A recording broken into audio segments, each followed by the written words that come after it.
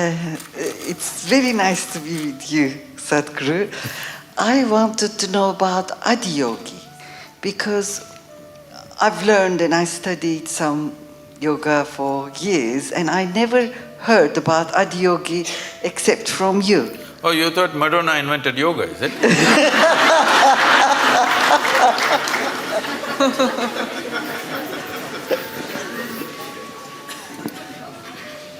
The word Adiyogi means the first yogi. We don't know the exact time, but it's somewhere over 15,000 years ago. That much we know because of certain relics we have found and certain things that have been said, certain astronomical phases that they've talked about. Based on this, we estimate it's over 15,000 years ago, we don't know the exact time. So the significance of Adiyogi is this: for the first time, for the human beings, he said, if you are willing to strive, you can cross all the limitations that nature has set up for you. Only thing is if you're willing to strive. And above all, the most important thing of this is, he's the first one. I don't want to take the credit away from the English people. Charles Darwin spoke about evolution about 150 years ago. You had a 200th birth anniversary recently. So, Adiyogi spoke of evolutionary process over 15,000 years ago. He spoke in a different language. When they asked how life happened, what is its beginning, what is its end, when his disciples asked him, he said, the first form of life was fish. Second form of life, he said, is a turtle, of amphibious life. That means life is moving out of water, finding its way on the land. You Indian people know about the 9 avatars. The next one is an animal, usually is called a wild boar because wild boar is supposed to be the most physical creature among the mammals. So he says, it's a wild boar.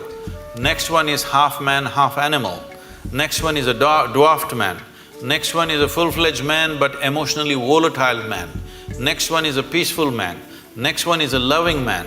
Next one is a meditative man. The next one, which is yet to come, is supposed to be a mystical man.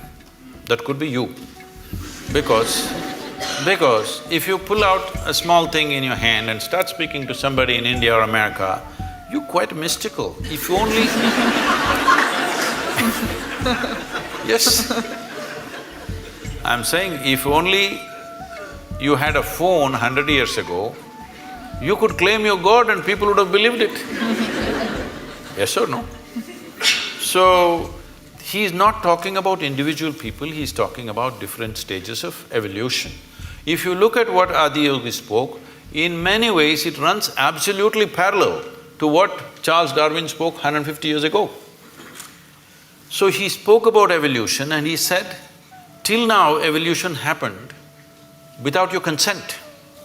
Now you have the privilege to decide how far you want to evolve.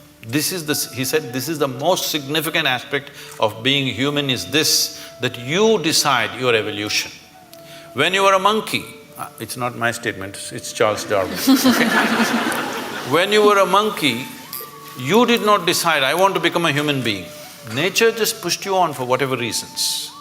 But now that you're a human being, now you can decide what kind of a human being you want to be. This moment you can be like a brute, next moment you can be godlike. Both are possible for you right here.